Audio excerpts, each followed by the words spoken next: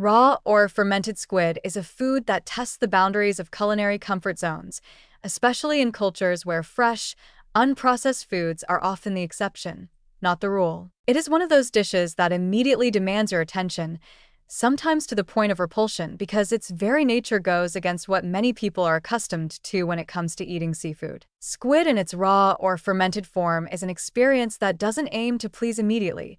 Instead, it asks for courage, trust, and a willingness to accept what is unfamiliar, both in flavor and texture. From a nutritional standpoint, raw and fermented squid offers an impressive array of benefits.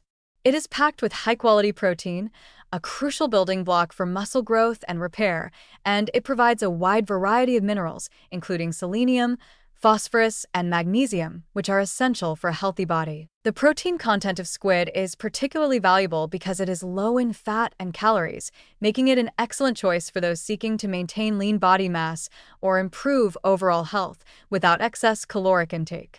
Additionally, squid is a great source of omega-3 fatty acids, which support cardiovascular health and brain function. These nutrients are not often found in such concentrated forms in other seafood, making squid a unique addition to the diet. Yet, despite its nutritional value, raw or fermented squid comes with a significant challenge for many people. First, there is the texture. Raw squid is slippery, almost jelly-like, and can be difficult for the uninitiated to embrace. It's not firm like the cooked squid rings many are familiar with. When it is raw or fermented, it can feel soft and squishy, with a slick coating that slides around in the mouth in a way that doesn't sit well with everyone.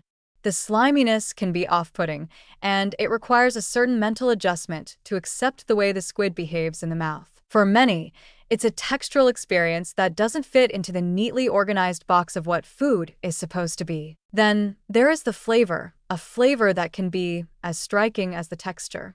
When consumed raw or fermented, squid carries the deep, briny taste of the ocean, which is intensified by the fermentation process. Fermented squid develops a sharp, tangy edge that some may find unpleasant or even overpowering. The fermentation enhances the natural flavors of the squid, but it also imparts an acidity and a funkiness that can be an acquired taste. It is not a gentle flavor. It is bold and often described as fishy, though in a way that is more intense than most fresh seafood. The brine, the salt, the sourness, they all combine into a complex, potent punch to the palate that doesn't easily fade. The smell, too, is an issue for many people. Just as the taste and texture can be off-putting, the aroma of raw or fermented squid is potent and distinct. It has that unmistakable scent of the sea, but also a fermented tang, sometimes likened to aged fish sauce or pungent kimchi. The smell of raw or fermented squid can fill a room, and for those who are sensitive to strong odors, it can be enough to deter them from ever trying it.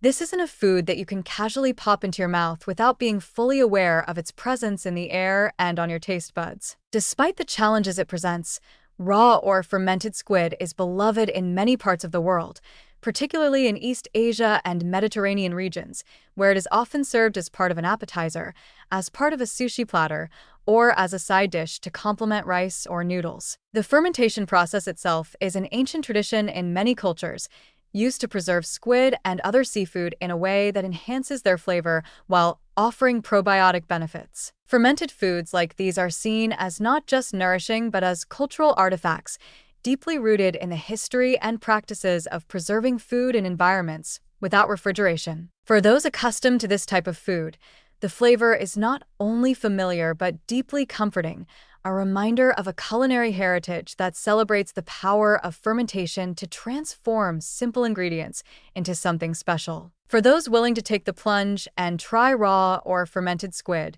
there is a deeper sense of satisfaction in the challenge.